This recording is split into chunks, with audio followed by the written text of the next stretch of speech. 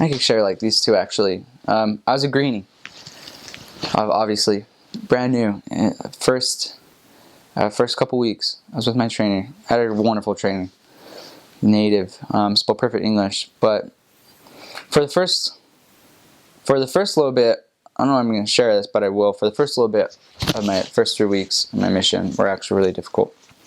It just made me realize how much more Heavenly Father wanted me to be out there. I got really sick, and I had a chronic sinus infection, which I wasn't sure that I had at the time. And it was just really painful. I had headaches, especially having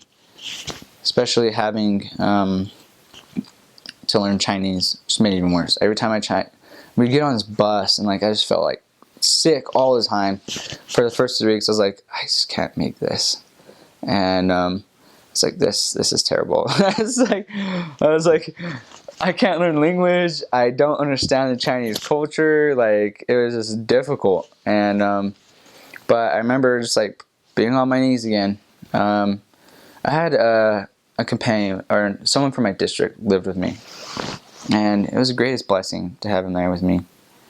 And because I was just struggling, language was hard, I was really sick, and I just was miserable. I didn't want to be there, and it was just like the MTC. Couldn't understand why I was so sick. I just got to Hong Kong, and it was difficult for those who have experienced that. Like it was just a hard time. I thought about going home again, but I was like, I can't. It's like I knew I was past that, but it was still really difficult.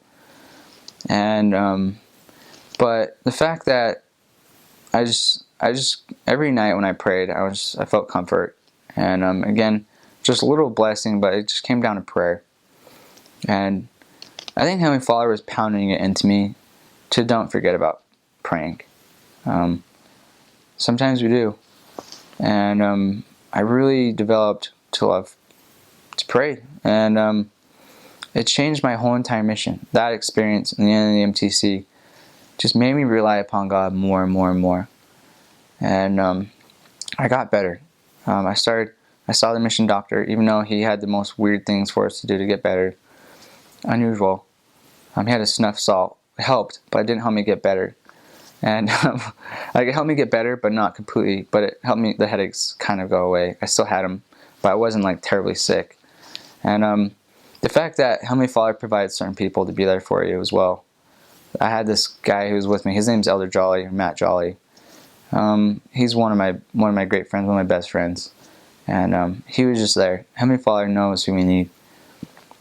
Not while I was just struggling. I was struggling with the culture, and he had him there with me. He was someone who I knew already, who I had a great relationship with, and he was there, and he just gave me comfort, and I'm so grateful for him. I'm grateful he was there at that time. I don't know what it would have been like if I didn't have him there, because I would just come home and I'd call the guys I had a district with that's why group friends are great too. If I hadn't developed that great relationship with the people in my MTC district, it would have been, my mission would have been completely different, especially the first couple months. And Heavenly Father really knew. I think that's why Heavenly Father wanted me to go into MTC 6 months later than when I got my call. I never knew why, but I believe it was to be with those guys. And Colby Dastrup, I will tell you who they are. Those are wonderful. Colby Dastrup, McKay Wright, Matthew Jolly, Jeffrey Ward, and Mariano. Then I got the sisters. I love them, but these are the guys, the guys that I spent most of my time with, and they're just wonderful. They helped me a lot. But I wanted to share that just because I feel like it's important. Just to make sure that you rely upon those who strengthen you, who make you want to be better. They made me want to be better. They helped me out in my tough times. I had a friend to turn to. Even if you're in a different culture, it's hard. Sometimes the cultures you don't understand your native companion is that native that country. They don't understand you. So it is kind of nice to turn to someone who understands what you're going through. And I know you don't have that luxury always, but if you do, take advantage of it, in my opinion. Not always, but if you've done everything you can, do it. And it was just nice to have. But to get back to, I don't know why I wanted to share that, but I did. But I want to get back to a story with an investigator. We got this referral. Me and my native companion. Her name's Eva. She's awesome, and we were teaching. I obviously didn't know anything. I would be in lessons, and I had no idea what was going on. I would just be sitting there, and my companion's like, "Just bear your testimony." I was like, just bearing my testimony, and that's all I had. And because I had such a wonderful testimony of the Book of Mormon. That's what helped. I feel like I love the Book of Mormon more than anything. It's like the greatest thing. I love it. And if I didn't have a testimony of the Book of Mormon, my mission would not have happened. Like, a lot of the baptisms, I feel like, all came from the Book of Mormon. Most of them. Because I had testimony of it. And I just remember just bearing my testimony to her about the Book of Mormon one time. And I started to like bawl in front of her, cry.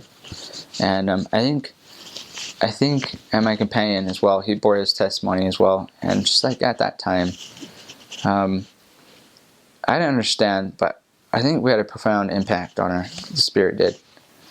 And she ended up getting baptized. And she later told me it was because even though I couldn't speak the language, I still had my testimony. I still know how to bear. The Spirit just spoke to her. My Chinese wasn't great. The Spirit spoke to her, and she says it's because she says she could see it. She says there's no way she couldn't believe it. Because of how much the Spirit helped. And you can't deny the Spirit. It's truth. And she couldn't deny it. And she ended up getting baptized, which was wonderful. And that's kind of a funny story. The way, because my companion, he's awesome. He had me ask her. And we just got done teaching lesson. We didn't even we just showed her a video, and all of a sudden I just go up to her, just like, "So are you willing to follow Jesus Christ and be baptized?" And we didn't even, because we got done, wasn't teaching a lesson. We just got done watching a video, and we were gonna try and talk to her, just share more testimony. I didn't even share any testimony at all, but I just straight up went, because I thought that's what he wanted me to say, but I just went up and straight up and asked her, and she was kind of shocked, but she's like, "Yeah." She's like, "I guess." And I was just like, "Yes." And he's like, "Okay." It's I wasn't, because we were supposed to bear testimonies first, and I just went straight up and went for it, and she said yes, and it was the coolest thing. That was the beginning of a great journey, and of baptisms, and that was my first one, and just that really helped me understand that language is so important, but the greatest thing of all is the Spirit. If you don't have the Spirit, I shouldn't say this, but you need the Spirit. If you're baptizing people without the Spirit, I don't know how you're doing it, with your own charm, but I don't feel like that's conversion. And when you're doing it by the Spirit, the work is just so much easier. They have their own testimonies, and they pound it into your head in the MTC. The Spirit is the single most greatest thing to have. You can't do missionary work without the Spirit. It made me realize that, and it pushed me forward to the rest of my mission. Even though I might not have the greatest language skills, I have my testimony, and I have the Spirit, and that was just really cool to see. It just happened throughout my whole entire mission. As my language got better, I became more of an asset, more of a powerful missionary. And it was more effective, I guess.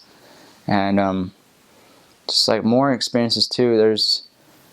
This is cool, random. It's not amazing, but it's cool. I got a new companion, same area, and we had this investigator, and we found her through board game finding. So those who believe board games don't work, they work if you do it right. And you don't have to find on the street all day to find investigators. We did board game finding. We had the members bring all their friends, and